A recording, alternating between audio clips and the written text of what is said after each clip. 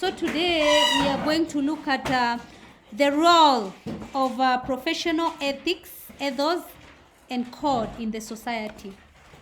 And you have to be very keen.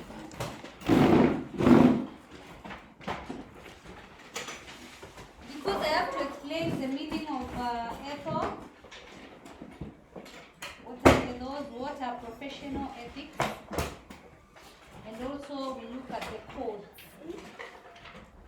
Those are what you should understand. Because we are talking about professional ethics, professional ethos, code, and the professional code in the society. So be very, very keen when I'm explaining so that you understand. Professional ethos is a character of a profession. Here, when we talk about the character of a profession, we are talking about the characteristics of a profession. So, what attitude should you have if you belong to a particular profession?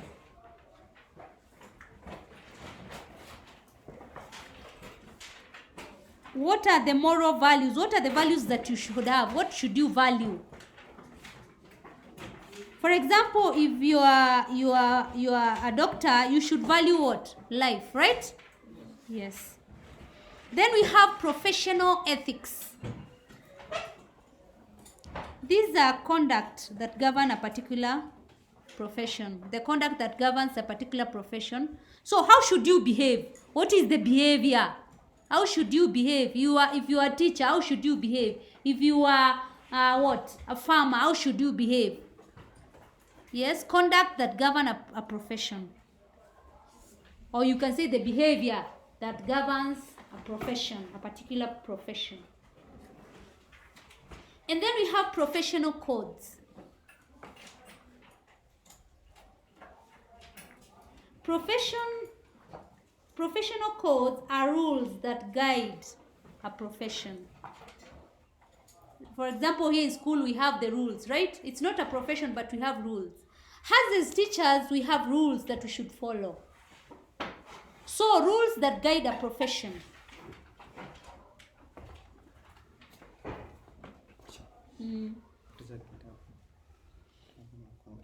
Siwezi kutangaza. Oh, sawa.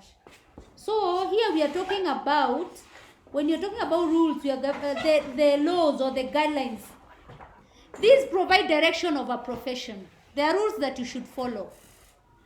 For example, if you are a doctor, you should not conduct what? Mercy killing. Yes? Because of the rules that are there. Or the guidelines that you should follow. So, from there now we look at the importance of codes. And what did we say professional codes are? What are codes? They are the rules that guide a particular profession, yes? And the guide. So, what is the importance of these professional codes? Or what is the importance of these laws in a particular profession? What is the importance? Number one,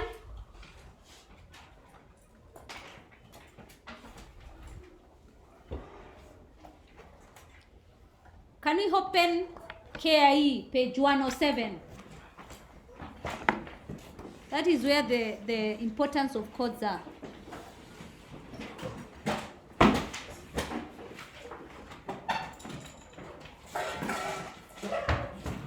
If you do not have a book, can you get out?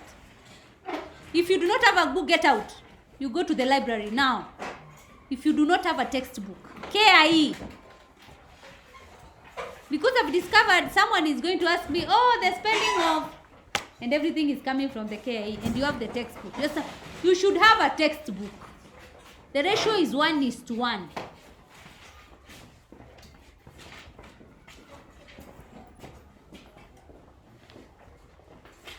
The first importance of a code is it contains rules. So we are told they contain rules relating to employment, promotion, payment, and termination of service and other matters pertaining to the profession. So they contain rules. And these rules, they tell you when you should be promoted or the amount of payment that should be given to you. Number 2, they give guidance. So they guide you as a professional. So they give guidance on how professions should relate to one another and those that they serve. For example, a teacher is not supposed to fight with other teachers or get intimately involved with his or her students. The same case applies to what? To a doctor with his or her what? Patients. Yes? Number 3, they safeguard professionals.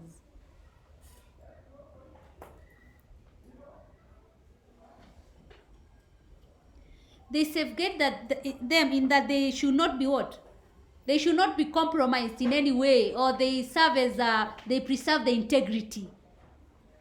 So they safeguard professionals against being compromised in their jobs.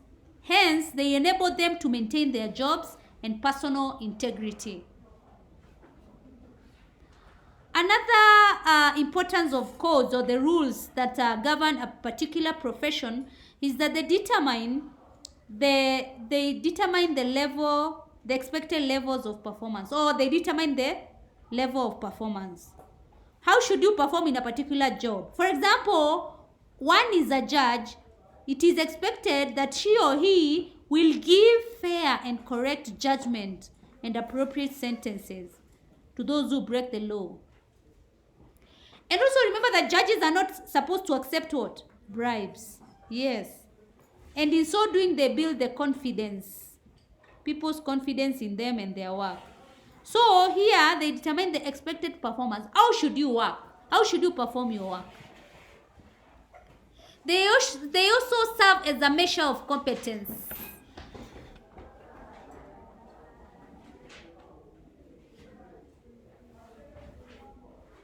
Now, in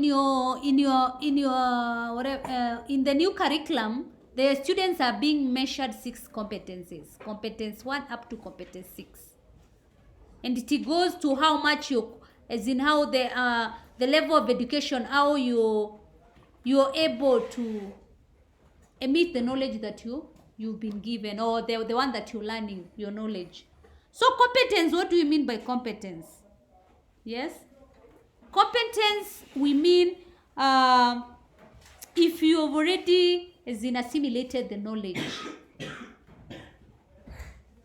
And I'm going to read. For example, the long period and the rigorous training doctors undergo is meant to help them polish their skills, so that by the time they are entrusted with people's lives, they are fully competent to handle what? To handle them. When you go to the university, you find out that if you're going to go for medicine, how many years are you going to go for?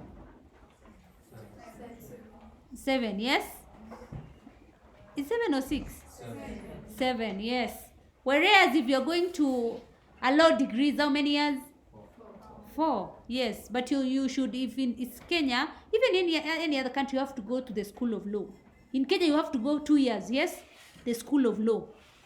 So, if you are a doctor and if you are a lawyer, you are required to go for learning in a longer period so that you can be competent in your work, yes? That's why you have the professional rules. Another importance of them is they serve as a protection.